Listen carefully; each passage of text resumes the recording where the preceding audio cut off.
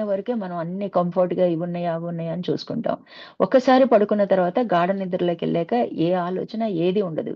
అంటే అక్కడ ఒక వృత్తి లేదు, ఒక వ్యవహారం లేదు. అప్పుడు మనకేం తెలుస్తుంది? న్యూ ఎనర్జీని రిసీవ్ చేసుకుంటున్నాం. అంటే నిన్న చెప్పుకున్నాం మనం ఆనందమయ కోశం గురించి. అంటే ఆ నిద్రలో కొంత శక్తితో మళ్ళీ బయటకొచ్చి హాయిగా నిద్రపోయానంటాం. అంటే ఆనందం టచ్ అవుతుందనమాట. ఇవి ఇక్కడ మన జాగ్రత్తగా ఇవేంటన్నది ఇంకా శక్తుల రూపంలో మనం తెలుసుకుందాం. ప్రియమాద ప్రమాదాలనేవి జరుగుతూ ఉంటాయన్నమాట. శరీరంలో ఉన్న క్రియాశక్తి స్వరూపం క్రియకు స్వేచ్ఛ లేదు. ఇప్పుడు మన పని ఎలా జరిగిద్దండి? ఒక పని జరగాలి అంటే మనం ఎలా చేస్తాము? మనసు ఆదేశిస్తేనే ఇంద్రియాలు పనిచేస్తాయి కదా! ఒక పని చేయగలమంటే ముందు మనసులో ఆలోచన రావాలి. ఆలోచన వచ్చిన తర్వాత మనకి అంటే ఇచ్చ రావాలి. ఇచ్చ వచ్చిన తర్వాత జ్ఞానం తెలియాలి. వాటి గురించి ఎలా చేయాలి? ఏంటి? వివరణ ఏంటి? అని తెలుస్తది. అప్పుడే క్రియారూపం తెలుస్తది. డైరెక్ట్‌గా క్రియ అనేది ఎవ్వరం చేయలేమండి. అంటే క్రియాశక్తికి దానికి శక్తి లేదు. స్వతంత్రంగా చేసే శక్తి లేదు. గుర్తుపెట్టుకోండి బాగా. కర్త ఉంటాడు కాబట్టి అంటే కర్త ఆదేశానుసారమే ఇది వ్యవహరిస్తదనమాట. ఆదిశక్తి, పరాశక్తి కారణ శరీరంలో ఉంటాయన్నమాట. మనకి ఆదిశక్తి అంటే ప్రకృతి. అమ్మవారు అయ్యవారి దగ్గర చేర్చాలి అంటే ఆదిశక్తిని ఆశ్రయిస్తేనే ఆవిడ దయతోనే మనం పైకి వెళ్ళగలుగుతాము. ఇట్లా పరాశక్తి కారణ శరీరంలో ఉంటాయి. కారణం అంటే పరాన్ని మనం చేరుకోవాల్సి ఉంటదనమాట. అది మనం చేరుకునే స్థితిని బట్టి మనం లెక్క కడతాం అనమాట. ఇచ్చా, జ్ఞాన సూక్ష్మ శరీరాల్లో ఉన్నాయి. ఇచ్ఛాశక్తి కోరికనేది, జ్ఞానం అనేది మనస్సులో ఉంది. అంటే సూక్ష్మ శరీరంలో ఉంది. సూక్ష్మ శరీరంలో ఏముంటాయి మనకి? మనసు, బుద్ధి, చిత్తము, అహంకారాలుగా ఉంటాయి. క్రియాశక్తి తమోగుణం చెందినప్పుడు పదార్థమైంది. ఈ క్రియాశక్తి ఎప్పుడైతే తమోగుణం చేస్తదో పదార్థ రూపం. ఇప్పుడు మనందరం ఎవరం? పదార్థ రూపమే అన్నమాట. పిండాండం అంతా కూడా పదార్థమే. అంటే జడం. జడానికే మనం ఏం చెప్పుకున్నాం? పదార్థం అని చెప్పుకున్నాం. ఆ పదార్థానికి శక్తి యాడ్ అయినప్పుడు దానికి కదలికొస్తది. అంతే తప్ప ఈ జడమైన దేహం, దేహమే కాదు ఏ జీవి అయినా కూడా కదలలేదన్నమాట. ఇక్కడ క్రియాశక్తి తమోగుణం చెందినప్పుడు పదార్థమైంది అంటే స్థూలమైందన్నమాట. క్రియా క్రియాశక్తి పదార్థాన్ని ఆశ్రయించి ఉంటుంది. అంటే ఈ స్థూల దేహాన్నే మనసు ఆలోచిస్తది, బుద్ధి నిర్ణయం తీసుకుంటది. అయి 2 ఏమి చేయలేవు. అవి సూక్ష్మం. కానీ క్రియ జరగాలి అంటే మటికి స్థూలం ఉండాల్సిందే. అందుకని ఈ స్థూలాన్ని ఏమి ఆశ్రయించి ఉంటది? క్రియాశక్తి ఆశ్రయించి ఉంటదన్నమాట. అంటే క్రియాశక్తి పదార్థాన్ని ఆశ్రయించి ఉంటుంది. అప్పుడే అది పని చేయించగలిగిద్దనమాట. అదే క్రియాశక్తి సత్వ, రజో అయినప్పుడు ప్రాణశక్తి అయింది. కొద్దిగా స్పీడ్ అందుకుంది. అంటే నిరంతరాయంగా కదిలిద్ది. ప్రాణచలనం చూడండి, శ్వాసలు ఆగిపోతే మనం అన్యాయం అయిపోతాం. ప్రాణమే ఉండదనమాట. అంటే అది రజోగుణంలోకి దిగినప్పుడు ఈ క్రియాశక్తి ఎప్పుడు స్థూలాన్ని ఆశ్రయించుంటది. అంటే జడాన్ని ఆశ్రయించుంటది. రజోతమాలకొచ్చినప్పుడు ప్రాణశక్తిగా మారిద్ది. అంటే నిరంతరాయంగా మనలో ఈ క్రియాశక్తి ప్రాణంలో చలనం కలిగిస్తూ ఉందని అర్థం చేసుకోవాలన్నమాట. క్రియా క్రియాశక్తి సత్వ, రజో అయినప్పుడు ప్రాణశక్తిగా మారింది. అంటే అది నిరంతరం మనలో జరుగుతూ ఉంటుందన్నమాట. 3 గుణాలలో కదలికలున్నాయి. ప్రకృతి అంటేనే 3 గుణాలు. ఏ గుణమైనా కదలిక ఉంటది. ఆలోచించాలన్నా మనం కదిలితేనే మనసు కదిలితేనే ఆలోచనొస్తది. చెయ్యాలంటే రజోగుణ ప్రేరణ ఉండాలి. ఇంకా ప్రమాదంలో పడాలి లేకపోతే ఏమంటారు అస్తవ్యస్తంగా జరగాలన్నా తమోగుణం ఉండాలి. 3 గుణాలలో కదలికలున్నాయి. మార్పులు ఇచ్ఛాశక్తిలో ఉన్నాయి. మనకొక కోరిక కలిగిందండి. మార్చుకోవచ్చుగా. ఇదొద్దులే నాకిది కావాలి అని. అంటే ఇక్కడ ఇచ్ఛాశక్తిలో మార్పులుంటాయన్నమాట. గుణ ప్రేరణలో క్రియాశక్తికి స్వేచ్ఛ లేదు. 3 గుణాలు వాడి మనం పనిచేస్తూ ఉంటాము. ఈ గు ఈ గుణంతో నేను సత్వంగా చేస్తాను, నేను రజోగా చేస్తాను, నేను తమోగా చేస్తానని క్రియాశక్తి అనుకోలేదన్నమాట. దానికి స్వేచ్ఛ లేదు. మనసు ఏం చెప్తే ఆ విధంగా చేస్తదన్నమాట. మనసు రజోలో ఉన్నామనుకోండి, పరిగెడతాం, బాగా కష్టపడతాం. లేకపోతే ఎదుటోళ్ళని బాధపెడతాం. ఇట్లా మనం జాగ్రత్తగా గమనించుకున్నట్లయితే క్రియాశక్తికి స్వేచ్ఛ లేదు. అది కేవలము మన మనసు చెప్పేదాన్ని బట్టే చేస్తూ ఉంటదన్నమాట. మనకి క్రియాశక్తిని కంట్రోల్ చేయకూడదు. మనం ఏమనుకుంటాం అంటే ఊరక ఉండండి అంటే మనం ఏం చేస్తాం? పనులు ఆపేసి కూర్చుందాం. లేతే పనులు మానేద్దాం అనుకుంటాం. భగవద్గీతలో గూడా భగవంతుడు ఏం చెప్పాడు? కర్మల్ని మానకూడదు. చెయ్యాలి. కర్మలు మానేస్తే మనం తమోగుణంలోకెళ్ళిపోతాం. సోమరులమైపోతాం. అసలు మానటానికి కుదరదు. కన్ను రెప్ప అయినా, మాటైనా, చేతైనా ప్రతి కదలిక క్రియే అన్నమాట. ఇంకా మనం ఏం చేస్తాము? మన ప్రారబ్ధ కర్మల్ని మానేయాలని చూస్తాం. అంటే ఎగవేత కార్యక్రమం అనేది తప్పనమాట. ఎప్పుడు కూడా మన సాధనలో ఏం చేస్తామంటే ఇది వదిలేద్దాం, అది వదిలేద్దాం, ఈ పనొద్దు, ఆ పనొద్దు అనుకుంటాం. కాదు. జరగవలసినయి ఎట్లయినా జరుగుతాయన్నమాట. వాటిని ఏం చేయాలి మనం? గమనించాలి. దానికే మనం సాక్షి అని పేరు పెట్టుకున్నాం. క్రియాశక్తిని కంట్రోల్ చేయకూడదు. కేవలం గమనించాలి. గమనించటం అంటే ఎట్లాగో చూస్తాం. ఎలా జరుగుతుందో చూస్తామనమాట. అంటే మన మనసు చెప్పినట్లే చేస్తాము. చేసినప్పుడు ఏ పని చేస్తున్నామో ఆ పని మీదే దృష్టుంటది. కదలదు. మనసు వేరేలాగా కదలదనమాట. కేవలం గమనిస్తామనమాట. అంటే సాక్షిగా ఉండమనేది అందుకోసమనమాట. అయ్యయ్యో! ఇలా జరిగిపోతుందని గాని, అయ్యయ్యో! ఇదైపోతుందేంటి? ఇలా చేసి ఉండాల్సింది కాదు గదా! అలా చెప్పుండాల్సింది కాదు గదా! ఇలా ఏమీ ఆలోచనలు రావనమాట. కేవలము ఏం జరుగుతుందో ముందే మనం పాయింట్ చెప్పుకుందాం. జరగవలసింది జరుగుతుంది. మనకి తెలియబడేదేది నేను కాదు. కదా! ఇట్లా ఈ 2 పాయింట్లే మనల్ని నడిపిస్తాయండి సాధనలో. ఎట్లాగో చూస్తాము. గమనం అంటే గతి మార్చడం. అటు ఇటు మార్చడానికి, గతి మార్చడానికి మనకి అంటే కంట్రోల్‌గా చెప్పుకుంటాం. ఇచ్ఛాశక్తి కలవాడు కంట్రోల్ చేస్తాడు. కోరిక ఉన్నవాడే దాన్ని కంట్రోల్ చేయగలుగుతాడు. ఇప్పుడు మన సాధకులు మనకి ఏవేవో ఆలోచనలొస్తుంటాయి. ఇది కొనుక్కోవాలి, అది కొనుక్కోవాలని. అయితే ఆలోచన రావటం తప్పేం కాదు. అవసరం లేదు గదా! అనుకోవటం కంట్రోల్ అన్నమాట. ఆలోచనలు వస్తాయి. ఎందుకంటే మన ప్రారబ్ధవశాత్తు ఏం జరగాలో అయి జరుగుతాయి. అంటే మంచిని మన స్వభావాన్ని ఇప్పుడు మనం మార్చుకోవడం ఏంటంటే, మన కోరికల్ని, ఆశాలతని చిగురించకుండా కట్ చేయడమే మనం చేస్తున్న పని. అలాంటప్పుడు ఏం చేస్తాం? కేవల కర్తవ్య కర్మలకే మనం చేస్తాము. నిత్య, నైమిత్తిక కర్మలు. అట్లాగే పుణ్యకర్మలనే చేస్తాము. ఈ అనవసరమైన ఆగామి తెచ్చిపెట్టేయి అంటే అత్యుత్సాహం కానీ, లేదా దుఃఖాన్ని కలిగించేవి కానీ పూనుకొని చేయమనమాట. ఏదో కొనుక్కోవాలా, ఏదో అనుకున్నామనుకోండి, వెంటనే ఇది నాకవసరం లేదు కదా! అని ఆగిపోవచ్చనమాట. ఏదైనా ఎవరైనా సహాయం అడిగితే చేస్తాం. ప్రమాదంలో ఉన్నప్పుడు అడిగినా, అడగపోయినా చేయాలి. లేకపోతే పాపకర్మ మనకి చుట్టుకుంటదనమాట. మిగతా విషయాల్లో అడిగితేనే సలహా ఇవ్వాలి. అడిగితేనే సాయం చేయటానికెళ్ళాలి. మనం ముందు పరిగెట్టామనుకోండి, మనస్సు వేగం చేస్తే ఏమైద్ది అది రజో నుంచి తమోకు దిగటం, దుఃఖం తీవ్రమవటం జరిగిపోతూ ఉంటాయి. అందుకని ఇచ్ఛాశక్తి దగ్గరే కంట్రోల్ చేయటానికి అతనికి అవకాశం ఉంటదనమాట. స్వార్థం, సుఖం ప్రధానంగా ఉంటాయి. ఎప్పుడైనా సరే మనకి కోరిక ఉంది అంటే, నాకే ఉండాలి, నాకే కావాలి అన్నది ఇక్కడ మన స్వార్థం అనేది లేతే నేను సుఖపడాలి. సుఖాపేక్ష బాగా ఉంటదనమాట. ఈ 2 ఉంటాయి. ఈ 2 జీవుడి లక్షణాలు. నేను సాధకుడిని. నేను ఆత్మ. నాకు లేనివి. ఆత్మకేమన్నా ఉన్నాయా ఇవి? లేవు కదా! అట్లా మనం అక్కడే కంట్రోల్ చేయొచ్చనమాట. ఇచ్చ అంటే కోరిక. ఇచ్చ దగ్గరే కంట్రోల్ చేసే కెపాసిటీ మనకొస్తదనమాట. కోరిక కలగంగానే మనం ఏం చెప్తాం, ఇంకా చిత్తంలోనే కంట్రోల్ చేయాలి అన్నట్లు చెప్తారు ముందు ముందుకెళ్ళినప్పుడు. ఎందుకు అంటే చిత్తంలోనే వాసనలుంటాయి, సంస్కారాలుంటాయి. వాటి ప్రేరణే మనకి ఎలా ఎలా చెప్తుంటది? పైకి ఆవి రూపంలో వచ్చి మనసులో గజిబిజి చేసేస్తుంటదనమాట. అప్పుడు బుద్ధిలో నిర్ణయం జరిగిందే మనం చేయగలుగుతాం అనమాట. ఇట్లా మనకి ఇచ్ఛాశక్తిలోనే మార్పులు. దీని వలన క్రియాశక్తి పనిచేస్తుంటుంది. ఎప్పుడైతే ఈ స్వార్థం అనేది, ఈ సుఖం అనేది ప్రధానంగా ఉంటాయో, అప్పుడే ఆ కోరికనే మనం కంట్రోల్ చేయగలిగినట్లయితే. కేవలం మనం చేయవలసిన కర్తవ్య కర్మలే ఉంటాయి. అది కూడా మనం చేయవలసిన పనైతే మన ముందొచ్చి నిలబడిద్దండి ఖచ్చితంగా. అంతదాకా మనం ఆగలేమనమాట. అంటే వెయిట్ అన్నట్టు మనం ఆగినట్లయితే మనం మొన్న గూడా చెప్పుకున్నాం.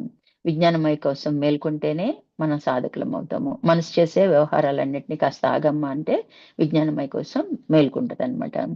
కాబట్టి ఇక్కడ ఇచ్ఛాశక్తి దగ్గర కంట్రోల్ చేయాలే గానీ, క్రియాశక్తిని ఆపే ప్రయత్నం చేయగూడదు. కేవలం గమనించాలి. ఎలా? సాక్షిగా. ఇక్కడ అర్థమైంది గదండీ! మనం సాధకులను చేసే తప్పేంటంటే, క్రియాశక్తిని కంట్రోల్ చేయాలని చూస్తాం. ఇలా కాదు కదా! అలా కదా! ఇది కదా! అది కదా! అని. అంటే కేవలం గమనించమంటున్నారు. ఇచ్ఛత కలిగినప్పుడు ఇది నా లక్ష్యానికి ఉపయోగపడతదా? ఉపయోగపడితే చేద్దాం. లేదా వద్దు. కంట్రోల్. అట్లా మనం సాధనని సాగించాలనమాట. జ్ఞానం కలవాడు విచారణ. ఎప్పుడైతే జ్ఞానం ఉంటదో ఉంటది. అజ్ఞానం అన్న మాట అసలు లేదండి. అంటే పరిమిత జ్ఞానం. బాహ్య ప్రపంచం పట్ల మనం చూపించేదంతా ఏమో పరిమిత జ్ఞానం. అది ఎంత గొప్ప సైంటిస్ట్ అయినా సరే. అదే నా స్వస్వరూపం గురించి తెలుసుకుంటున్నాననుకోండి, అది నిజమైన జ్ఞానం. వివేకంతో కూడిన జ్ఞానం అన్నమాట. ఎప్పుడైతే జ్ఞానం ఉంటదో అప్పుడు విచారణ చేస్తాం. బాహ్య ప్రపంచంలో చేసే వ్యవహారమైనా సరే చూడండి, ఇద్దరు కూర్చొని డిస్కస్ చేశారనుకోండి అది విచారణే. విచారణతో చేయకపోతే అనుకున్న పని అనుకున్నట్లు జరగదనమాట. అట్లా మనకి జ్ఞానం కలవాడు విచారణ చేస్తాడు. నిరసించేటప్పుడు అన్ని కోణాల్లోనూ విచారణ చేసి నిరసించాలి. అప్పుడు నిరసన జరుగుతది. ఏదైనా భేదాభిప్రాయాలు కలిగాయనుకోండి సహజంగా ఎవరి వైపు వాళ్ళం కరెక్ట్ అనుకుంటాం. నేను చెప్పింది కరెక్టేనే. నాకు నేను కరెక్టేనే అనిపిస్తాం. ఎందుకంటే ఎవరి కాళ్ళమే మనం మిస్టర్ పర్ఫెక్ట్ అనుకుంటాం అనమాట. అప్పుడు అన్ని కోణాల నుంచి చెయ్యాలనమాట. మనము ఆహా! ఇలా అయితే ఎలా ఉంటది అని. ఎదుటి వాళ్ళ అభిప్రాయం ఉందనుకోండి, వాళ్ళ యాంగిల్ నుంచి ఓహో! ఇలా కూడా సమస్యొచ్చినప్పుడు మనం ఎదుటి వాళ్ళకి చెప్పడం వలన ఏంటంటే, వాళ్ళేదైనా చెప్పినప్పుడు కొట్టి పడేయకూడదు. అలా అని చేసేయకూడదు గుడ్డిగా. మనం విచారణ చేసుకున్నట్లయితే, ఓహో! ఇలా కూడా ఆలోచించొచ్చు గదా! ఈ ప్రమాదం గూడా ఉంది గదా! లేతే ఈ లాభం గూడా ఉంది గదా! అని అన్ని కోణాల్లో విచారణ చేశాక అప్పుడు నిరసన చేయాలనమాట. తొందరపడి విచారణ చేసి అది ఉపసంహరించుకున్నామనుకోండి, అది ఆగామే కూర్చుంటది. సంచితం మూట పెరిగిపోతుందనమాట. ఇట్లా మనకి నిరసించేటప్పుడు అన్ని కోణాలలోనూ విచారణ చేసి నిరసించాలి. అప్పుడే నిరసన జరుగుతుంది. లేకపోతే ఏమైద్ది కర్మలు మిగిలిపోతాయన్నమాట. సమిష్టి విధానాన్ని తెలుసుకొని వెష్టిగా నిరసించాలి. మనం ఎక్కడి నుంచి వచ్చామండి? సమిష్టి నుంచి వెష్టిగా మనం వచ్చాము. అందులో మళ్ళీ జీవతనువులు 4. అందులో ఈ మనసు మనల్ని ఇబ్బంది పెట్టిద్ది. చూడండి ఎక్కడి నుంచి పిండాండ పంచీకరణ జాగ్రత్తగా మధ్య మధ్యలో అప్పుడప్పుడు 10 రోజులకో, నెల రోజులకోసారి మళ్ళీ పిండాండ పంచీకరణ వింటామనండి. ఎందుకంటే అది బాగా పూర్తిగా అర్థమైతేనే మన సాధన పూర్తిగా నడుస్తదనమాట. కాబట్టి మనం ఎప్పుడు కూడా సమిష్టిని తెలుసుకొని అప్పుడు వెస్ట్‌లోకి రావాలనమాట. అంటే మనకి సహజంగా అందరం ఎలా చేస్తాం? ఒక్కొక్కళ్ళు ఒక్కొక్క రకమైన పద్ధతికి అలవాటు పడి ఉంటాం. ఫ్యామిలీస్‌లో గూడా చూడండి. మన ఇంట్లో పద్ధతి ఒకలా ఉంటది. వేరే వాళ్ళ ఇంట్లో పద్ధతి ఒకటి ఉంటది. అట్లా ఒక పద్ధతిగా మనము విచారణ అనేది అన్ని యాంగిల్స్‌లో చేసినట్లయితే క్రమ క్రమ సాధన అనేది మనకి కుదురుతదనమాట. ఇక్కడ ఇచ్ఛ, జ్ఞాన, క్రియాశక్తులు సర్వజీవులు యందు ఉంటాయి. సమిష్టిలోనూ ఉంటాయి, వెష్టిలోనే ఉంటాయి. సర్వజీవులు అంటే 84,00,000 జీవరాశుల్లో శక్తి ఉంటాయి. ఏదైనా కదులుతుంది అంటే కదలికకి ఏంటి అంటే శక్తి ప్రేరణే అన్నమాట. మనం పిండాండ పంచీకరణలో కూడా తెలుసుకున్నాం. అధిష్టాన దేవతలు. ఏ అవయవమైనా అధిష్టాన దేవత అంటే శక్తే గదా! దేవత అంటే ఆధారంగా మనం పనిచేస్తాం అన్నమాట. అట్లాగే ప్రతిదానికి కనీసం మనం మామూలుగా మనకు తెలిసిన నాలెడ్జ్‌లో గూడా ఈ దేహం కదలాలి అంటే ప్రాణశక్తి ఆధారంగా మనం నడుస్తున్నాం. ఏదైనా తినలేదండి. నా ప్రాణం ఏమీ బాలేదు. నాకు ఓపిక లేదు. నేను నడవలేను. నేను మాట్లాడలేను. నేను చేయలేను. అని వెంటనే మనకి తెలిసిపోతూ ఉంటది. నీరసం అనేది తెలుస్తది. అంటే శక్తి ఆధారంగానే మనకి కదలికొస్తది. అలాగే అన్ని జీవుల్లో కూడా శక్తులు సమానంగానే ఉన్నాయి. ఇప్పుడు మానవుల్లో కూడా మనందరిలో కూడా శక్తులు ఒకటేనండి. వాడుకునే విధానాన్ని బట్టే తేడా ఉంటదనమాట. ఇక్కడ సర్వజీవులలో ఉన్నాయి. సమిష్టిలోనూ ఉన్నాయి, వెష్టిలోనే ఉన్నాయి. సర్వజీవులందు ఉన్నాయి. మన యందు ఉన్నాయి. నా యందు ఉన్నాయన్నమాట. అందరిలో శక్తి అనేది ఉన్నాయి. మనం ఏం చెప్పుకున్నాం? పంచశక్తులుగా చెప్పుకున్నాం. అయితే సృష్టి చూస్తే అందరిలో శక్తులు సమంగా ఉన్నాయి. మనం వాడుకోవటంలోనే తేడాన్ని గుర్తించాలన్నమాట. క్రియాశక్తి ఇచ్ఛాశక్తికి లోనైనట్లు కనిపిస్తుంది. అంటే కోరిక ఉంటేనే దాన్ని ఇంప్లిమెంట్ చేస్తాం. అంటే క్రియారూపం దాలుస్తాం. దాని అర్థం ఏంటి? మనకి మన కోరికకి ఈ క్రియ తోడైంది. అంతే గదా! 100% కరెక్ట్. ఇచ్ఛాశక్తికి క్రియాశక్తి లోనైనట్లు కనిపిస్తుంది. క్రియాశక్తి ప్రాణమయ కోశంలో పనిచేస్తుంది. మనకి గుర్తించాలి అంటే ఈ క్రియ అనేది ప్రాణం మనం చేసిన పనులు చేయకపోయినా ప్రాణం రూపంలో చేస్తుంది. ఆ ప్రాణం ఆధారంగానే మిగతా వ్యవహారాలన్నీ మనం వ్యవహరిస్తున్నాం అన్నమాట. జడం అంటే తనకు తాను కదలలేదో, నిర్ణయాలు చేయలేదో, వేరొక దాని ఆదేశానుసారం నడుస్తుంది. జడం అంటే ఏంటి? తనంతట తాను కదలలేదు. తనంతట తాను నిర్ణయాలు తీసుకోలేదు. ఈ స్థూలం చూడండి, తనంతట తాను నిర్ణయాలు తీసుకోలేదు. ఇంద్రియాలు కానీ ఏదైనా. ఎప్పుడైతే సూక్ష్మం ద్వారా మనకి అందించబడిన ఆదేశానుసారము ఇది వ్యవహరిస్తదే తప్ప దీనికి స్వతంత్రత లేదు. ముందు ఇది గట్టిగా నమ్మినట్లయితే అప్పుడు నేను అన్న భావన పక్కకు వెళ్ళిపోతుందన్నమాట. ప్రాణశక్తి యందు 90% ఆదేశం మేరకు 10% స్వతంత్రంగా నడుస్తుంది. ఈ 10% అనేది ఏంటి అంటే చైతన్యం ఆధారంగా నడుస్తదనమాట. ఇప్పుడు మనం ఏం చేయాలి? మనలో ఉన్న ఇది మన మనుగడ వలన ఇది మూవ్ అవుతా ఉంటదనమాట. ఈ 10% ప్రాణశక్తికి ఇచ్ఛాశక్తితో సమన్వయం చేసి, అంటే ఇప్పుడు మనం సాధకులం, మనం మోక్షం పొందాలనే కోరిక, ఇచ్చ ఉంది. గుణాలు ఎఫెక్ట్ కాకుండా, గుణాలొచ్చాయనుకోండి సత్వంలోంచి రజోలోకి, రజోలోంచి తమోలోకెళ్తాం. అంటే ఏ గుణరహితము అంటే ఏది ఎంతవరకు వాడుకోవాలో అంతవరకే మనం వాడుకోగలగాలి కదా! దాన్ని గుణం, గుణాలు వాడలేనట్టనమాట. వాడినా వాడనట్టే అనమాట. గుణాల ఎఫెక్ట్ ఉండకపోతే చైతన్యంతో పనిచేస్తుంది. అదే ఆత్మస్థితి అన్నమాట. అంటే అంతే గదా! మనం ఎప్పుడు కూడా పెద్ద స్వామి వారు ఏం చెప్తారు? గుణాల గురించే చెప్తారు. అయి ఎప్పుడైతే మనం వాటిని ఎలా వాడుకోవాలి, అవే మన శత్రువులు, అవే మన మిత్రులు గూడా అవుద్ది. మనం ఒక్క పెచ్చు రజోగుణం పెంచుకున్నాము అంటే ఎదుటి వాళ్ళతో భేదాభిప్రాయం వస్తది. అందుకే కోపం వద్దు, సామరస్యంగా ఉండాలని చెప్తాము. అంటే ఇక్కడ మనం జాగ్రత్తగా గమనించినట్లయితే ఈ గుణాల ఎఫెక్ట్ దాని మీద పడకపోతే మనం ఆత్మస్థితిలో ఉన్నాం. ఎందుకంటే స్పందన, ప్రతిస్పందన 2 ఉండవనమాట. నెమ్మదిగా నడుస్తూ ఉంటాయి. అంటే ప్రాణం శ్వాస తీసుకుంటున్నామా లేదా అన్నంతగా నడుస్తది. నిన్న మనం సాధన చెప్పుకున్నాం. మనం ఎప్పుడైతే సంప్రాణాయామం చేస్తూ మనం భృగుటి స్థానంలో దృష్టి పెట్టటం, సుఖాసనం ఇవ్వటం శరీరానికి, ప్రాణానికి సమప్రాణాయామము. బుద్ధికేమో భృగుటి స్థానంలో మనం దృష్టిని పెట్టడం, చిత్తానికేమో ఒక ఇష్ట దైవాన్ని గాని, గురువు రూపాన్ని గాని ప్రతిష్ఠించుకోవటం భావరూపంలో. అదే అహంకారాన్ని రద్దు చేసుకోవాలి అంటే, ఆ భావరూపమైన గురువుతో గాని, ఇష్ట దైవంతో గాని నేను ఐక్యత పొందుతున్నాను, నేనంటూ లేను, కలిసిపోతున్నాను అన్న భావం మొదట్లో భావన పడితే రాను రాను అది సాధ్యమవుతదనమాట. అట్లా ఎలా అయితే చేస్తామో ఇక్కడ మనకి ఆత్మస్థితికి చేరుకునే అవకాశం ఉందన్నమాట. దానికి బాగా అభ్యాసం, వైరాగ్యం 2 ఉండాలి. నిరంతర అభ్యాసం చేయాలి. అన్నిటి పట్ల వైరాగ్యం ఉండాలి. ఈ 2 మర్చిపోకూడదనమాట. భగవద్గీతలో కూడా అదే చెప్తారు భగవంతుడు. అభ్యాస వైరాగ్యాలు లేనిదే మోక్షం రాదు. కదండీ! అయితే ప్రాణ అపానాలు సమంగా జరుగుతాయి. నేచురల్‌గా ప్రకృతి మనకిచ్చిన వరం ఏంటి అంటే ప్రాణము, అపానము అంటే తీసుకునే గాలి, వదిలే గాలి. ప్రాణాపానములంటారు. సమమైనప్పుడు అని మనకి చెప్తారనమాట. అంటే మనం అది తీసుకునేటప్పుడు కుంభకం, అంతర్కుంభకం చేస్తాం. వదిలినప్పుడు బాహ్య కుంభకం చేస్తాం. వీటి వలన ఏంటంటే మనం తీసుకునే శ్వాసల్ని తగ్గించుకుంటూ ప్రాణశక్తిని పెంచుకుంటున్నాం. ఈ ప్రాణశక్తి పెంచుకోవటం వలన మనం బాహ్యంగా కనిపించే ఆరోగ్యమే కాకుండా, మనం ఉన్న స్థితి నుంచి ఉన్నత స్థితికి దాటేటప్పుడు ఆటోమేటిక్‌గా ఈ ప్రాణబలం మనని కాపాడుతదనమాట. లేకపోతే చాలా మంది ఆత్మస్థితికి చేరుకునేటప్పటికి శరీరం నిలబడదనమాట.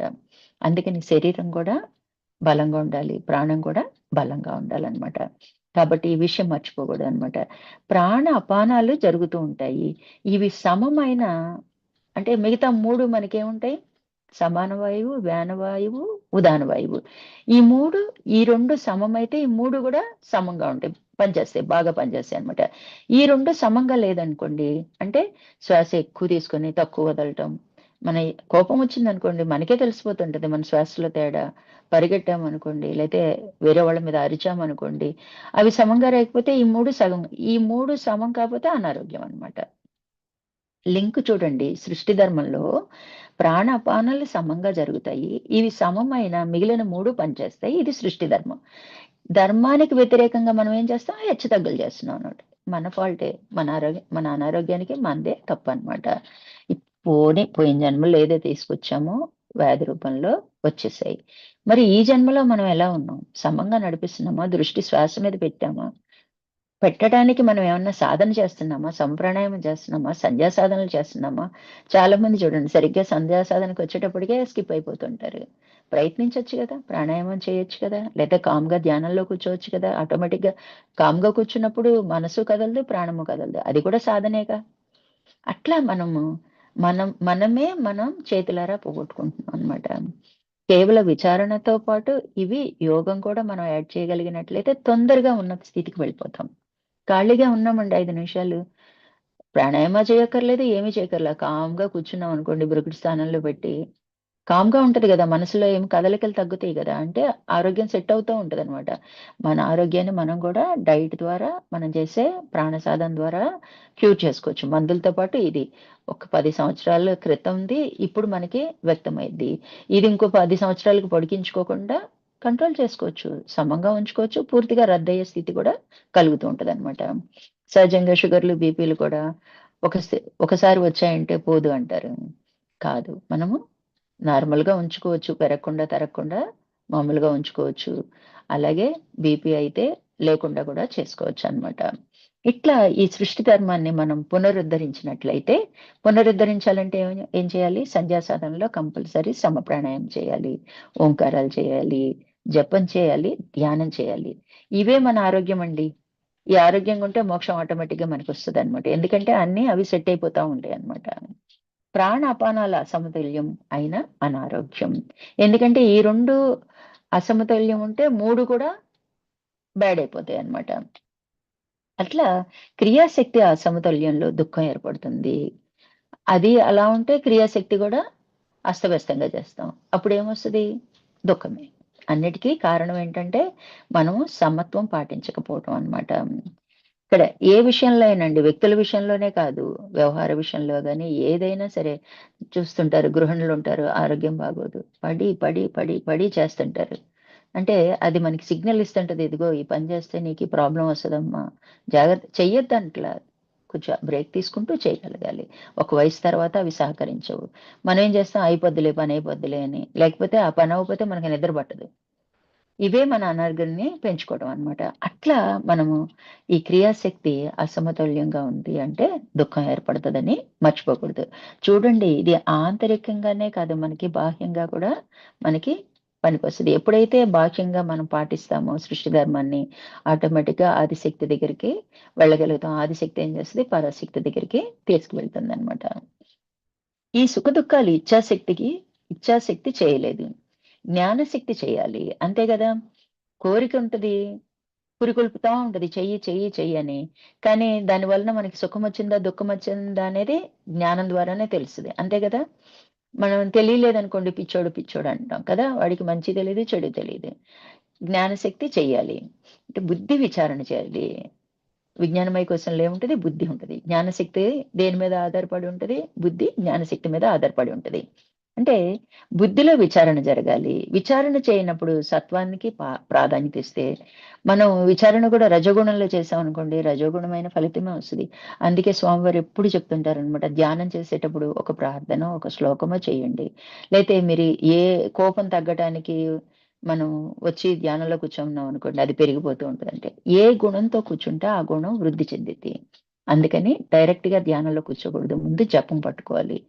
జపంతో ధ్యానంలోకి వెళ్ళగలగాలనమాట. ఇది కూడా ఈ పాయింట్ కూడా మర్చిపోకూడదు. ఈ బుద్ధిలో విచారణ చేయనప్పుడు మనం సత్వానికి ప్రాధాన్యత ఇస్తే అంటే కూలయ్యి కాస్త ప్రశాంతంగా కూర్చొని అప్పుడు విచారణ చేయటం మొదలుపెడితే నిర్ణయాలు తీసుకునేటప్పుడు ఎప్పుడు సత్వంగా కూల్‌గా ఉండాలి.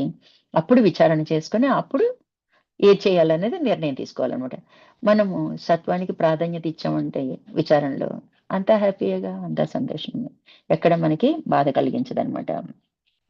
కాబట్టి ఈ విచారణ అనేది బుద్ధిలో చేసేటప్పుడు సాత్వికంగా చెయ్యాలి. సత్వగుణ ప్రధానంగా చేయాలనమాట. అలాగే మనోమయ కోసం రజో అని మనకు తెలుసు. విజ్ఞానమయ కోసం, మనోమయ కోసం అటుంటుంది. అంటే తీవ్ర వేగంతో పనిచేస్తే మనసు రజోగుణం నుంచి తమోకి దిగి దుఃఖం తీవ్రత అవుతుంది. ఇందాక చెప్పుకున్నాం. మనసు పరుగు తీస్తా ఉంటది. మనసులో చెప్పినయే అందుకే చూడండి ప్రాధాన్యత ఉన్నప్పటికీ ఉన్న వాటిల్లోనే చేస్తది తప్ప పూర్వ అనుభవాలతో నిర్ణయం తీసుకుంటుంది తప్ప దానికి కూడా సాక్షిగా ఉండే నిర్ణయం అనేది జరగదనమాట. ఎప్పుడు జరిగిద్ది? మనం విచారణ చేసి సాత్వికంగా ఉన్నప్పుడు అప్పుడు కరెక్ట్ నిర్ణయం జరిగితే అప్పుడు మనకి సుఖంగా అనిపిస్తది. అంటే ప్రశాంతంగా చేయగలుగుతాం. ఇప్పుడేం చేస్తది, మనసు తొందర పెట్టేస్తుంటే ఏదో ఒకటి తీసేసుకుంటదనమాట నిర్ణయం. అప్పుడేమైద్ది, తీవ్రమైపోతది. దుఃఖం తీవ్రతరం అవుతదనమాట. అందుకని విజ్ఞానమయ కోశంపై విచారణ పెట్టాలి. అంటే బుద్ధి మీద విచారణ పెట్టాలి. జ్ఞానశక్తికి ఆధారం మనోమయ కోసం. అంతే గదా! మనోమయ కోసం విషయాలను అందిస్తుంటే మంచి, చెడు అనేది బుద్ధిలో నిర్ణయం జరిగిద్ది. చిత్తం విజ్ఞానమయ కోసమా? ఆనందమయ కోసమా? అంటే ఏం చెప్తాం మనం? చిత్తం ఎక్కడుంటది? తెలుసుకుందాం. వ్యవహారంలో ఉన్నప్పుడు మనోబుద్ధులు విజ్ఞానమయ కోసం. మనం వ్యవహరించేటప్పుడు మనసు, బుద్ధి. ఎందుకంటే వ్యవహారం అంతా గూడా విషయ జ్ఞానం మనసు కలిగిస్తది. దాని అది అది చెప్పిన విషయ జ్ఞానం నుంచే ఒక పాత జ్ఞాపకాలు పెట్టి గదా బుద్ధి అంటే పూర్వం జరిగింది కంపేర్ చేసుకొని ఒక నిర్ణయం తీసుకుంటది. ఆ విధంగా చేయటం జరిగిద్దనమాట. అంటే వ్యవహరించేటప్పుడు మనోబుద్ధులు విజ్ఞానమయ కోశం నుంచే నడుస్తాయి. వ్యవహారం లేనప్పుడు ఆనందమయ కోశంగా ఉంటాయి. ఎందుకు ఆనందమయ కోశం అన్నామంటే, చిత్తం ఆనందమయ కోశంలోనే ఉంటది. కారణ శరీరం కదా! అందులోనే వాసనలు, సంస్కారాలు ఉంటాయి. అవే మనసులోకి ఆవి రూపంలో వస్తుంటాయి. ఆ రోజు చేయవలసిన కర్మలు ప్రేరణ కలిగి ఆవి రూపంలో మన మనసుకి అందిస్తే, ఆ ఆలోచనతో మనం నిద్రలో మేల్కొంటాం. ఆ ప్రాసెస్ గుర్తుందా అండి? కొంచెం కొన్ని పాయింట్లు మనం నోట్ చేసుకొని, మళ్ళీ మనం చదువుకుంటే అండి మెయిన్ పాయింట్లు ఇంపార్టెంట్. ఇప్పుడు చూడండి కొన్నుంటాయి. అవి మనం మర్చిపోమనమాట. అదొక్క పాయింట్ వలన చుట్టూ బ్యాక్‌గ్రౌండ్ అంతా మనకు గుర్తొచ్చేస్తుందనమాట. అందుకని కొన్ని జాగ్రత్తగా కొన్ని పాయింట్లు పట్టుకుంటే సాధన కూడా మనకి సులభమవుతదనమాట. మనకి వ్యవహారంలో ఉన్నప్పుడు మనోబుద్ధులు విజ్ఞానమయ కోశం నుంచి పనిచేస్తాయి. వ్యవహారం లేనప్పుడు ఆనందమయ కోశంగా ఉంటాయి. అంటే అవ్యక్తంగా ఉంటాయన్నమాట. ఆనందమయ కోసం కారణ శరీరంగా చెప్పబడుతుంది. ఎందుకంటే వాసనలు, సంస్కారాలు ఉంది. ఈ కారణ శరీరమే ఆధారంగానే సూక్ష్మం ఏర్పడింది. సూక్ష్మం వర్క్ చేయటం కోసము స్థూలాన్ని తెచ్చుకుంది. ఇది మనకి లైన్ అన్నమాట. ప్రియమోద ప్రమోదాలు ఆనందమయ కోశంలో స్థాయి భేదాలు. ఈ ప్రియం, మోదం, ప్రమోదం అనేవి ఆనందమయ కోశంలోనే ఉంటాయి. ఇవి ఆనందం యొక్క లక్షణాలు తేడా అన్నమాట. చూడంగానే ఆనందం కొంచెం ఆనందం కలిగిద్ది. అబ్బా! ఇది నాకిష్టం అనుకుంటాం. అదే కొనుక్కున్నామో, లేకపోతే ఎవరైనా ఇచ్చారో. ఇంకా ఏమైద్ది ప్రియం నుంచి మోదంకొస్తాం. అది ఆ పండనుకోండి తినేసాం. లేదా ఏదైనా వస్తువనుకోండి ఉపయోగించుకున్నాం. ప్రమోదం మారిద్ది. అంటే ఇంకా రెట్టింపు ఆనందం వచ్చిందనమాట. ఆ తర్వాత కలిగే సుఖదుఖాలు అవి అవి తర్వాత. ముందు స్థాయి భేదం ఇలా ఉంటదనమాట మనకి ఆనందమయ కోశంలో. ఇక్కడ జ్ఞాన ఇచ్చ అనే మనకి కనిపిస్తూ ఉంటాయన్నమాట. ఆనందమయ కోశంలో ఏ వృత్తి, వ్యాపారము లేదు. ఎందుచేత అంటే సుషుప్తిలో అన్నీ లయించుంటాయి. మనసు మేల్కొనుంటేనే వృత్తులొస్తాయి, ఆలోచనలొస్తాయి. ఆ మనసు మేల్కొనుండి ఆలోచనలొస్తేనే వ్యాపారం జరిగిద్ది. వ్యాపారం అంటే ఏంటి? మనం చేసే వ్యవహారాలనమాట. పనే కావచ్చు, ఎవరితో అయినా సంభాషణ కావచ్చు, మాట కావచ్చు, ఏదైనా సరే అన్నమాట. అంటే ఆనందమయ కోశంలో ఏ వృత్తి కానీ, ఏ ఆలోచన కానీ, ఏ వ్యాపారం లేదు. ఎందుచేత అంటే గాఢ నిద్రావస్థలో ఉంటాము. ఆత్మతో దగ్గరగా ఉన్నప్పటికీ అజ్ఞాన కారణంగా మనం ఏదీ తెలియని స్థితిలో నిద్రలోకి వెళ్తాం అనమాట. అంటే మనసు లయిస్తది. మనకి బుద్ధి లయిస్తది, ఇంద్రియాలు లయిస్తాయి. ఇంద్రియాలు ముందే పడకేసేస్తాయన్నమాట. కాబట్టి ఇక్కడ ఏ ఆలోచన లేదు. లేవంగానే మనకేముంటుంది? చెప్పలేని ఆనందం ఉంటది. ఎంత అనారోగ్యంతో ఉన్నా లేతే ఎన్ని బాధలో ఒక వ్యక్తుల్ని పోగొట్టుకున్న వాళ్ళు గూడా స్లీప్ వేసి లెగిస్తే కొంచెం ఫ్రెష్‌గా అనిపిస్తారనమాట. అంటే కొత్త శక్తిని పుంజుకుంటారనమాట. అంటే ఇక్కడ మనకేం అర్థమవుతుంది? ఒక ఆలోచన లేదు, ఒక వ్యవహారం లేదు. అయినా ఆనందం కలుగుతుంది. మరి అదే బాహ్య ప్రపంచంలో ఏం చేస్తున్నాం? ఒక వస్తువో, ఒక వ్యక్తో, ఒక మాటో అంతే గదా! ఎవరైనా ఒక మాటంటే దుఃఖాన్ని కలిగించే మాటైతే ఎంత దుఃఖమొస్తది, ఎంత ఏడుస్తాము, ఎన్ని సార్లు బాధపడతాం కదా! అలాగే ఒక వస్తువు కొనుక్కున్నాం సంతోషం. అంటే వ్యవహారం జరిగిందక్కడ. అంటే ఒక వస్తువు కానీ, ఒక విషయం గానీ ఉండాలి అంటే మనసు, ఇంద్రియాలుండాలి. వ్యవహారం చేయాలంటే ఇంద్రియాల తోడ్పాటు ఉండాలి. క్రియాశక్తి ఉండాలి. ఇవన్నీ ఉంటేనే మనం ఆనందం ఫీల్ అవుతున్నాం బాహ్య ప్రపంచంలో. ఇవన్నీ లేకుండా కూడా ఆనందమయ కోశంలో ఆనందం పొందుతున్నాం సుషుప్తిలో. అది క్యాచ్ చేస్తున్నారండి. అంటే మన ఆనందానికి కారణం విషయమా? వస్తువా? ఎప్పుడైనా ప్రశ్నించుకున్నామా మనం? అయి 2 లేకపోతేనే చక్కటి ఆనందం పొందుతున్నాం. ఇవి తాత్కాలికం. బాహ్య ప్రపంచంలో పొందే ఆనందం అంతా గూడా ఎప్పుడూ ఆనందంగా లేతే ఎప్పుడు దుఃఖంగా ఉంటామండి? ఉండం కదా! మన ఇష్టాలను బట్టి, మన సంతృప్తి, అసంతృప్తులను బట్టి అవి మనం వ్యక్తం చేసుకునే మనలో కలిగే భావనలు. ఇప్పుడు సాధనంతా కూడా అండి మనం ఏదో చేసేయాలని కాదు. భావన మార్చుకోవటమే. జరగవలసింది ఎలాగో జరుగుతుంది. భావనే మార్పు తెచ్చుకోవాలి. అంటే ఇక్కడ మనం ఏం తెలుసుకోవాలి? ఆనందంలో ఆనంద లక్షణం అనే ఉన్నది. మనం వృత్తి అనకూడదనమాట. అక్కడ ఆలోచన ఉంది అంటే మనసుందని అర్థం అనమాట. ఇక్కడ ఆనందం అనే వృత్తి ఒక్కటే అంటానికి ఏంటంటే మాట వరుసకు అంటాం గానీ, ఆనంద లక్షణమే ఉంది. అది ఆలోచన కాదనమాట. ఎందుకంటే మనసు లయించింది, బుద్ధి లయించింది, ఇంద్రియాలు లయించాయి. అయితే 3 గుణాలు ఎలా ఉన్నాయి? మూల స్థితిలో ఉన్నాయి. దానికి మూలం ఇప్పుడు మూల ప్రకృతి మనం ఎలా చెప్పుకుంటామో అది గురువే విడిపిస్తారు. ఇదంతా సాధన చేస్తాము. ఎప్పుడైతే గురువు అనుగ్రహం, ఈశ్వరానుగ్రహం కలిగిద్దో ఆ మూల ప్రకృతిని మనం విడిపించడం జరిగిద్ది. ఈ ఆనందమయ కోశంలో ఎలా ఉంటాయి? మూల స్థితిలో ఉంటాయన్నమాట. ఎప్పుడైనా కదిలిపోవచ్చన్నమాట ఈ గుణాలు. అంటే 3 గుణాలు మూల స్థితిలో ఉంటాయి. బీజ రూపంలో ఏముంటాయి? ప్రియమోద ప్రమోదాలుంటాయి. ఎప్పుడైతే గుణాన్ని వాడతామో అది ప్రియమవ్వచ్చు, మోదమవ్వచ్చు, ప్రమోదం అవ్వచ్చు. అంటే శరీరంలోకొచ్చేసాం. ఆనందమయ కోశానికొచ్చేసాం. ఆనందమయ కోశం నేనా? కాదు కదా! నేను ఆత్మని కదా! అంటే 5 కోశాల్లో ఆనందమయ కోశం గూడా నేను కాదు. ఆత్మకు దగ్గరగా ఉన్నప్పటికీ. ఇది జాగ్రత్తగా అర్థం చేసుకోవాలండి. ఆనందంలో ఆదిశక్తి ఆధారంగా ఉన్నావు అంటే ప్రకృతి. అంతే గదా! ప్రకృతి ధర్మమేగా ఇక్కడ మనం పాటిస్తాము. ఈ అమ్మవారుగా చెప్పుకుంటూ ఉంటాం అన్నమాట. కాబట్టి ఆనందంలో ఆదిశక్తి ఆధారంగా ఉన్నాం. ఆదిశక్తి నేనా? అమ్మవారిని నేనా? నేను అయ్యవారిని కదా! అమ్మవారిని అనుగ్రహం చేసుకొని అయ్యవారికి వెళ్ళటానికి ఈ కోశాలన్నీ దాటుకుంటూ ఆనందమయ కోశం వచ్చాం. ఎందుకంటే ఈ కోశాలన్నీ కూడా ఒక దాంట్లో ఒకటి బేస్ అయ్యున్నాయి. ఒక దాంట్లో ఒకటి యాడ్ అయ్యి ఉన్నాయన్నమాట. ఒక్కో దాన్ని దాటుకుంటూ ఆనందమయ కోశంకొచ్చేటప్పటికి ఆదిశక్తి దగ్గరికి వచ్చేస్తామనమాట. ఆవిడ కరుణిస్తే దాటిపోతాం అనమాట. అంటే కరుణించే ముందు ప్రకృతి ఏం చేస్తది? మన ముందు మనకేవైతే నచ్చవో, ఏవైతే దుఃఖాన్ని కలుగజేస్తాయో, మన ముందు పదే, పదే, పదే, పదే పెడుతూ ఉంటదనమాట. అంటే మనకి టెస్టులు పెడుతూ ఉంటదని అర్థం చేసుకోవాలి. అంత త్వరగా ఆవిడని దాటటానికి, ఆవిడని మీరటానికి ఆవిడ ఇష్టపడదనమాట. అందుకే మనకి భక్తులకే కష్టాలు, ఇవన్నీ మాటలు దాని నుంచి వచ్చినియనమాట. అంటే ఇక్కడ మనకేం చేయాలి? ఆనందమయ కోసం ఆదిశక్తి ఆధారంగా నడపబడుతుంది. గాఢ నిద్ర ఆనందంలోకి వెళ్తున్నామో, ఎప్పుడైతే గాఢ నిద్రలోకి వెళ్తున్నామో ఆనంద స్థితిలోకి చేరిపోతున్నాము. ఆనంద లక్షణంలోకి చేరిపోతున్నాం. అంటే ఏ వ్యవహారం అక్కడ లేదు. రూఢిగా తెలుసు అందరికి. పడుకునేటప్పుడే మంచం. గాఢ నిద్రలో ఉన్నప్పుడు మనం వెళ్లి ఎక్కడికైనా ఎవరైనా తీసుకువెళ్ళిపోయినా మనకి ఏమి స్పర్శ జ్ఞానం ఉండదనమాట. అంటే వ్యవహార శూన్యం అయితేనే ఆనందం అన్నది క్యాచ్ చేయాలన్నమాట. వ్యవహారం వలన మనకు ఆనందం రాట్లేదు. వస్తువు వలన ఆనందం రావటం లేదు. విషయాల వలన ఆనందం రాట్లేదు. వ్యవహారాల వలన రాట్లేదు. ఇక్కడ ఏ వ్యవహారం లేకపోయినా కూడా మనకి ఆనంద స్థితి ఆనందమయ కోశంలో కలుగుతుంది. ఎందుకు కలుగుతుంది? నిన్న అది కూడా చెప్పుకున్నాం మనం. మనం ఏం చేస్తున్నాం? జాగరణ అయితే ఆనందమయ కోశాన్ని దాటొచ్చు. జాగరణ ఎందుకు అంటే మనకి పొద్దున్నుంచి ఒక అకేషనల్లీ కొన్ని జాగరణలు పెట్టారు. రోజు చేయలేం. అప్పుడు ప్రాణం హాయిగా తిరిగిద్ది. తక్కువ తింటాం. లేతే ఉపవాసం ఉంటాం. ఉపవాసం ఉన్నప్పుడు బాహ్య ప్రపంచం పట్ల ఆలోచనలు చేసే శక్తి మనకుండదు. ప్లస్ దైవం కోసం మనం ఉపవాసం ఉన్నాం గాబట్టి, దైవ స్మరణ చేస్తూ ఉంటాము. ఆ చేస్తూ అంటే ఇది భక్తి మార్గం అండి. నిన్న జ్ఞాన మార్గం కాబట్టి మనము నిన్న చెప్పుకున్న విధానంగానే మనం ధ్యానం ద్వారానే ఫాలో అయ్యాము. అయితే మనకి ఇప్పుడు లాజికల్‌గా తత్వంగా ఆలోచించినా గూడా మనకేమైద్ది, అప్పుడు మేలుకొని ఉన్నామనుకోండి, ఏం జరుగుతుందో మనలో మార్పులనేది మనకు తెలుస్తా అన్నమాట. గుర్తించగలుగుతాం అన్నమాట. అందుకోసమని ఆనందమయ కోసం జాగరణ చేయాలి. అందుకోసమే పెద్దలు మనకి ఈ జాగరణ అనేది నిర్ణయించారన్నమాట.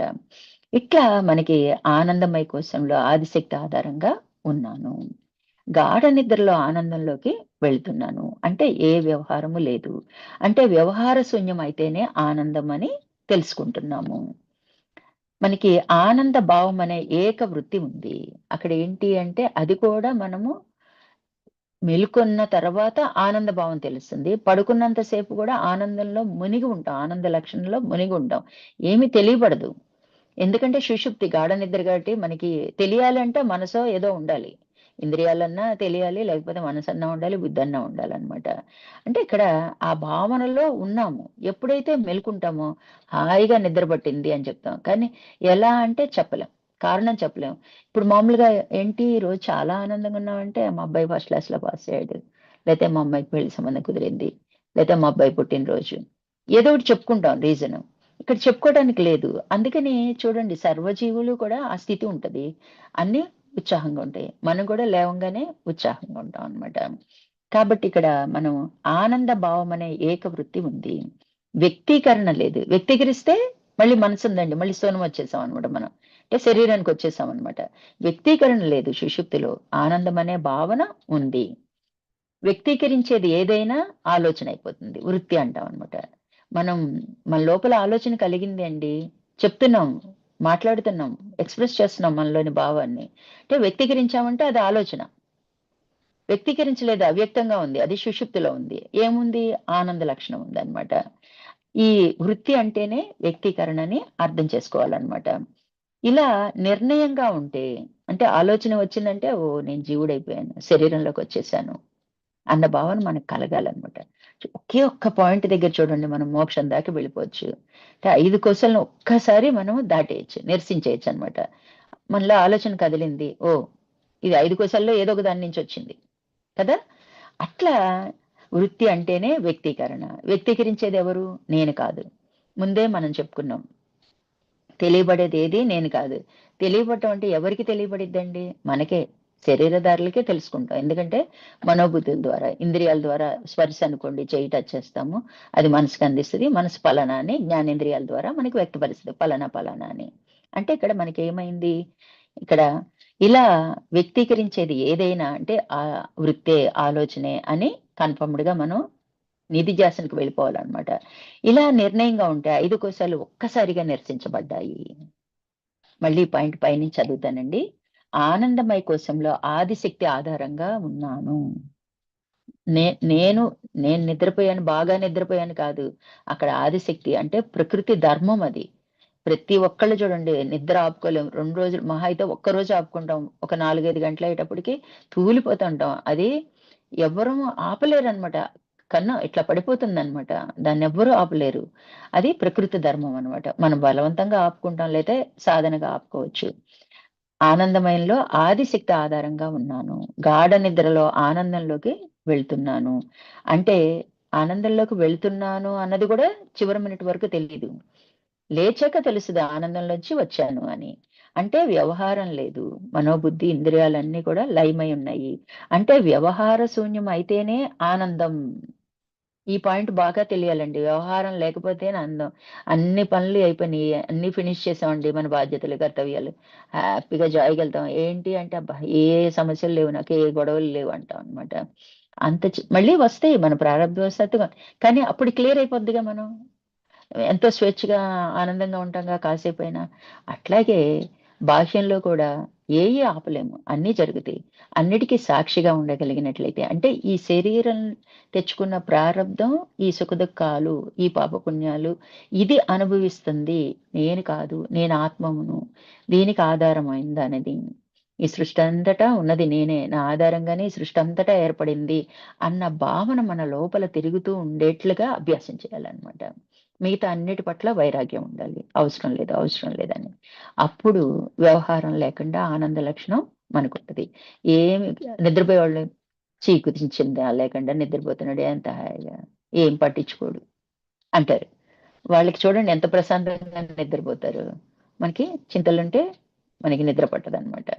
ఇట్లా వ్యవహార శూన్యం అయితేనే ఆనందం. ఆనంద భావం అనే ఏక వృత్తి ఉంది. వ్యక్తీకరణ లేదు. వృత్తి అంటేనే వ్యక్తీకరణ. ఇలా నిర్ణయంగా ఉంటే 5 కోశాలు ఒక్కసారిగా నిరసించబడ్డాయి. ఆనందమే మిగిలిన 4 కోశాలలో ప్రతిఫలించింది. అన్ని కోశాలలో చూడండి స్థూలాన్ని చూసుకున్నా ఆనంద లక్షణమే. నేను నేను బావున్నాను. అనుకుంటామా లేదా? అంటే ఆ ఆనంద లక్షణం ఇక్కడ అన్నమయ కోశంలో రిఫ్లెక్ట్ అయింది. మళ్ళీ ప్రాణంలో. ప్రాణం జరుగుతుందా? బావుందా? బాగాలేదా? జరిగితే ఆనందం. లేకపోతే దుఃఖం. అట్లాగే నేను బాగా తెలివిగలదాన్ని. విజ్ఞానమయ కోసం. మనోమయ కోసం ఆలోచనలు నేను బాగా ఆలోచిస్తాననుకుంటాం అన్నమాట. ఇట్లా ఇవన్నీ కూడా ఈ ఆనందమయ కోశం యొక్క లక్షణాలే పై 4 కోశాల్లో కూడా రిఫ్లెక్ట్ అవుతాయి. మళ్ళీ నిన్న మనం తెలుసుకున్నాం. ఆనందమయ కోశం దాటకపోతే మిగతా 4 కోశాలు దాటినా దాటనట్లే. ఇది బాగా గుర్తుపెట్టుకోవాలండి. అంటే మన కాన్సంట్రేషన్ అంతా దీని మీద ఉండాలన్నమాట. ఇట్లా ఆనందమే మిగిలిన 4 కోశాలలో ప్రతిఫలిస్తుంది కాబట్టి, తన యందు తాను వ్యవహరించేటప్పుడు అంటే తనలో తాను మన చిన్న పిల్లవాడిని ఎగ్జాంపుల్‌గా తనని చూసుకొని తానే నవ్వుకుంటాడు. వాడికి వ్యవహారం లేదు, విషయం లేదు, ఏం లేదు. అంటే ఆత్మతో అందుకే దైవ సమానంగా కొలుస్తాం పిల్లల్ని. అంటే ఆనందమయ కోశంలో ఉన్నాడు. ఇప్పుడు మనం ఏం చేయాలి? నిరంతరం మన ఆనంద స్థితిలో మనం ఉండాలి. కలిగే సుఖదుఖాలు నావి కాదు. ఈ దేహంగా మనం అనుకున్నప్పుడు అవి ఆ టయానికి దుఃఖము రావచ్చు, సంతోషము రావచ్చు. కానీ ఇన్నర్ మీనింగ్ ఎలా ఉంటది మనకి? నేను ఆత్మని కాబట్టి నేనెప్పుడూ ఆనంద స్థితిలోనే ఉంటాను. ఆత్మస్థితి, ఆనంద సచ్చిత ఆనంద లక్షణాలుగా మనం చెప్పుకుంటాం. అట్లా ఆనందమయ కోశంగా ఉన్నాడు. తన యందు తాను వ్యవహరించేటప్పుడు ఆనందమయ కోశంగా ఉన్నాడు. ప్రియమనే భావన యందు ఉన్నప్పుడు ఎక్కడో ఒక కోరిక కలిగింది. ఎవరి మీదో లేతే వస్తువు మీదో. వెంటనే సమిష్టిలోకొచ్చేసాడనమాట. ఎందుకే వ్యవహారం అంటే సమిష్టితో ఆధారపడి ఉంటది. ఒక్కళ్ళం ఏ పనులు చేసుకోలేము. మోదం అనేటప్పటికి తాను తన వారొచ్చేసింది. ఏదైనా చేస్తే ఫస్ట్ మన వాళ్ళకే ఇస్తాం. తర్వాత మనం దాటి ఉంటేనే చేయగలుగుతాం. మనం మానుకుని ఎదుటి వాళ్ళకి పెట్టడానికి ఇష్టపడం. అంటే స్వార్థం వచ్చేసింది. సుఖాపేక్ష వచ్చేసింది. ఇతర కోశాల సాయం అవసరమైంది. వెంటనే మనం అయిపోయాడు ఆనందమయ కోశం నుంచి దిగిపోయాడు. ఇతర కోశాల్లోకెళ్ళిపోయాం. అంటే మనం ఉన్న పద్ధతిని బట్టి అన్నమయం దాకా ఎళ్ళిపోవచ్చు. శరీరమే నేననుకుంటే, ఈ కనిపించే దేహమే నేననుకుంటే స్థూల దేహానికెళ్ళిపోతాం. అన్నమయ కోశంకెళ్ళిపోతాం. మనసే నేను, నా మనసు బాధపడిద్ది అని భావన చేసేవాళ్ళు మనోమయ కోశంలోకెళ్ళిపోవచ్చు. లేదా నేను తెలివిగా ఇంకేదో చేస్తున్నాననుకునేవాళ్ళు విజ్ఞానమయ కోశంకెళ్ళొచ్చనమాట. అట్లా మిగతా కోశాల అవసరం ఎప్పుడొచ్చింది? నేను, నా వారు అన్న స్వార్థం ఎక్కడైతే వచ్చిందో, నాకు సుఖం కావాలి. తర్వాత నా వాళ్ళకి సుఖం కావాలి. ఆ తర్వాతే థర్డ్ పర్సన్ అన్నప్పుడు మిగతా కోశాల అవసరం మనకు కలిగింది. లేకపోతే కనీసం ఆదిశక్తి అంటే ఆనందమయ కోశంలో అన్నా ఉంటామనమాట. మనిషి వ్యవహార స్థాయిని బట్టి శక్తులు నిర్ణయించబడ్డాయి. వ్యవహారం నేను కాదు అన్నప్పుడు ఈ 3 కోశాలు నేను కాదు. వ్యవహారం ఈ 3 కోశాలే గదా! ఇచ్ఛాశక్తి అండి. దానికి జ్ఞానశక్తి తోడైద్ది. ఎలా చేయాలో ఏమో చెప్తది. క్రియ రూపంలో వచ్చేస్తుంది. ఈ 3 కోశాలు లేవనుకోండి వ్యవహారం లేదుగా. మిగిలింది ఆనందమే గదా! అట్లా మనకి వ్యవహారం నేను కాదు అన్నప్పుడు 3 కోశాలు నాయి కాదని నేను నిరసించేశాను. ఉంటాయండి వ్యవహారం చేస్తాం, పనులు చేస్తాం. కానీ నిరసనొచ్చేస్తదనమాట. అవే నేను అన్నట్లుగా బిహేవ్ చేయమనమాట. అంటే సుఖదుఖాలు నావే అని దుఃఖపడటం గాని, సుఖపడటం గాని ఉండదనమాట.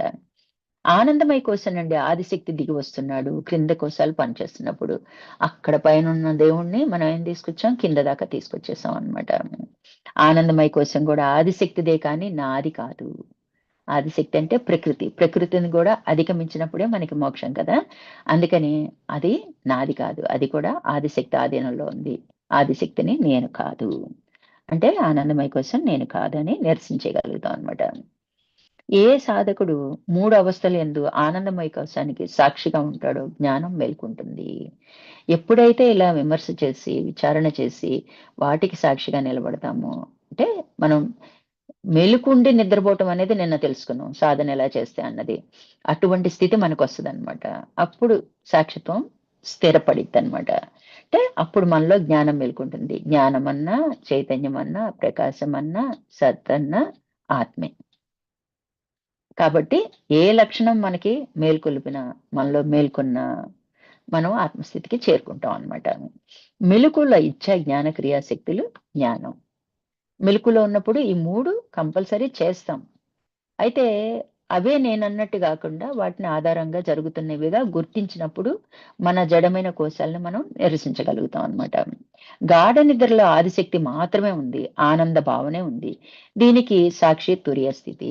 దానికి కూడా సాక్షి అయినప్పుడు తురియ స్థితికి చేరుకుంటాం అన్నమాట. వారికే జ్ఞానం మేల్కొంటుంది. ఎవరైతే సాక్షిగా ఉంటారో ఆనందమయ కోశానికి వాళ్ళలోనే జ్ఞానం మేల్కొంటుంది. అంటే ఆత్మ వ్యక్తమవుతదనమాట. సృష్టి ధర్మం మేరకు అన్నిటికీ సాక్షిత్వం అయ్యి దగ్ధమయ్యాయి. అంటే మనం చెప్తాం జ్ఞానంతో సంచితం మూట దగ్ధమైద్ది అని. ఇక్కడ ఏం చెప్తున్నారు? సృష్టి ధర్మంతో అంటే ఇది సృష్టిలో జరిగే కార్యక్రమం. జరిగేది జరపబడుతుంది. ముందే చెప్పుకున్నామండి. తెలియబడేదేది నేను కాదు. ఎందుకంటే ఎవరికి తెలియబడిద్ది?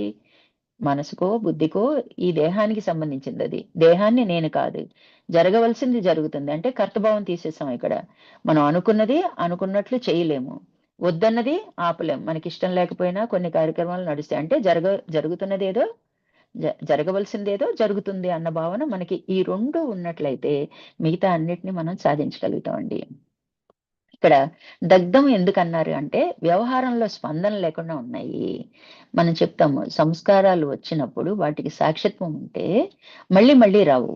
అంటే నివృత్తించగా చెప్పుకున్నాం. ప్రవృత్తిలో ఏంటంటే పునః వస్తాయి. బాగుంది, బాగోలేదు అన్నాం అనుకోండి, బాగున్నాయి రావు. బాగున్నాయి అసంతృప్తిని తీర్చుకోవడానికి మళ్ళీ మళ్ళీ ప్రయత్నం చేస్తుంటాం అన్నమాట.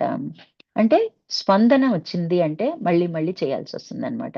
స్పందన లేకుండా ఉన్నాం అనుకోండి, ఏది ఎలా జరిగిద్దో అలా జరిగిద్దని చూసాం అనుకోండి, అంటే మనం ఏమంటాం మధ్యలో దూరిపోకూడదు అంటాం అన్నమాట. అలా ఉన్నప్పుడు సాక్షిగా ఉన్నామని అర్థం అన్నమాట. క్రియ అంటే వ్యవహరించటం. సాక్షి అంటే ఉండటం. ఈ రెండిటి డిఫరెన్స్ తెలియాలి. మనం క్రియ చేసాము క్రియాశక్తితో అంటే మనం వ్యవహరిస్తున్నామని. కానీ దానికి ఎలా ఉండాలి? క్రియాశక్తికి స్వేచ్ఛ లేదు. క్రియని ఆపకూడదు. కర్మల్ని ఆపకూడదు.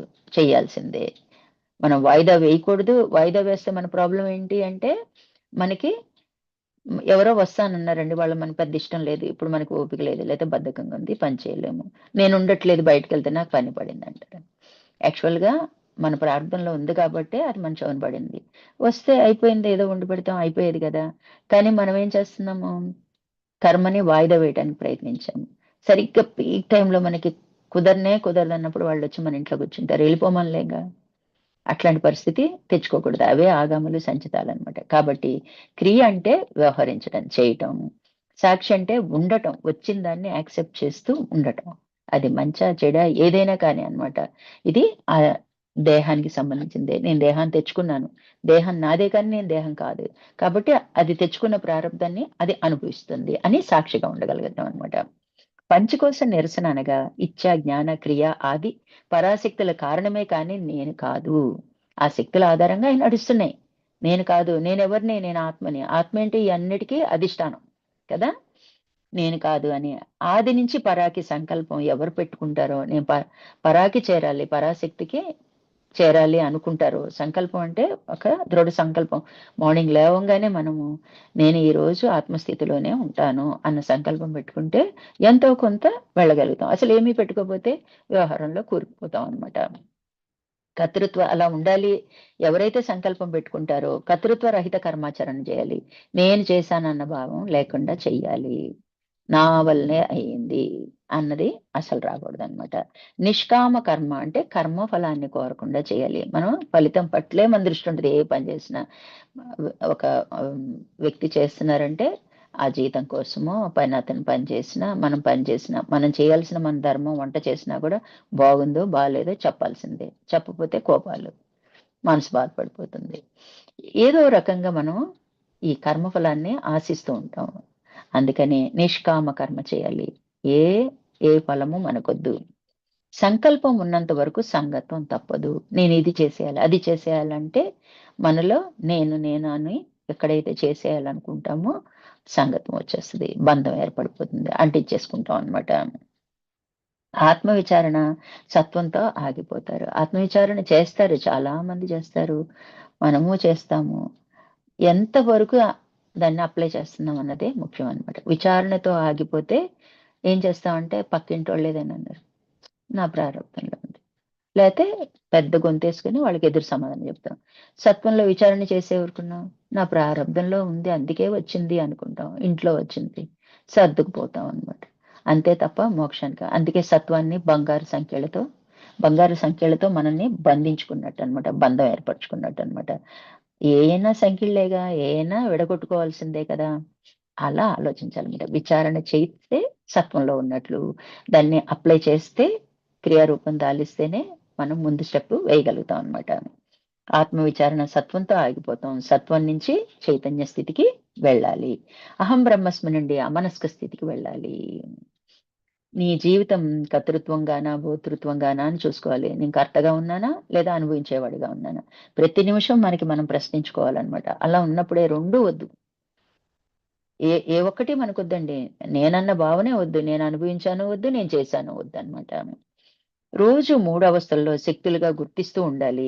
క్రియ జరిగిందంటే క్రియాశక్తి ఆధారంగా నేను చేస్తున్నాను. లేకపోతే ఏమి చేయను. లేదా మనకనిపించేది ప్రాణశక్తి ఆధారంగా పని నడుస్తుంది. నాదేమీ లేదు.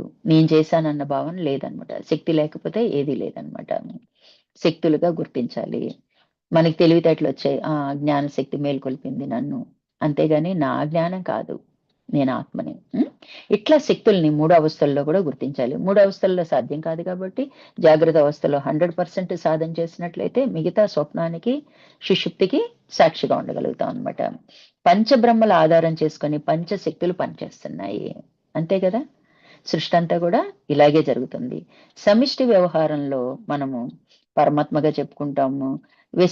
వ్యష్టికైతే సాక్షి అయినట్లయితే మనము ప్రత్యేగాత్మగా చెప్పుకుంటాం అన్నమాట.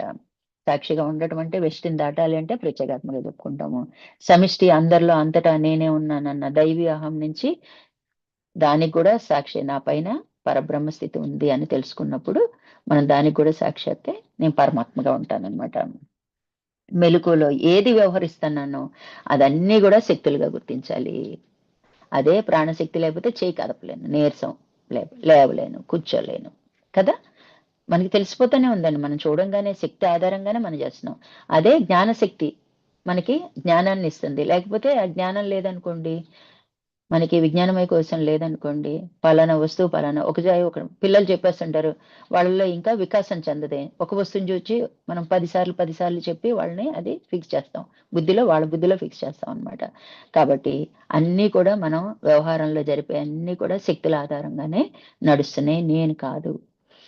వ్యవహార శూన్యత అయి అంటే వెస్టిని దాటాలి అంటే వ్యవహార శూన్యత అయిపోవాలి. అంటే వ్యవహారాలు శక్తుల ఆధారంగా నడుస్తున్నాయి. నేను కాదన్నప్పుడు సాక్షిగా ఉంటాను. స్పందించను. క్రమంగా సంకల్ప శూన్యం. అదే సమిష్టికెళ్ళాను. బ్రహ్మ ఏం చేస్తాడు? సంకల్పం చేస్తాడు. సృష్టి.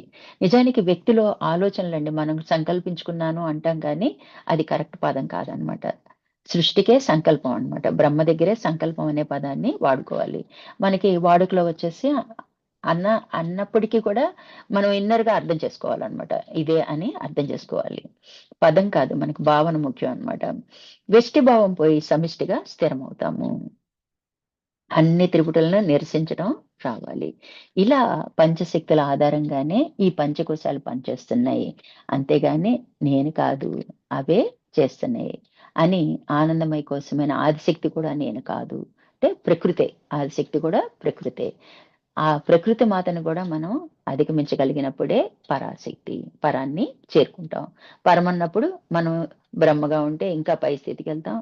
అక్కడి నుంచి ఇంకా పైకి మనం ఉన్న స్థితిని బట్టి ఆ పరం అనేది నిర్ణయించబడిద్దనమాట. అట్లా పంచకోశాలను మనం నిరసించడం ద్వారా మనము జాగ్రత్తగా సాధన చేయొచ్చండి.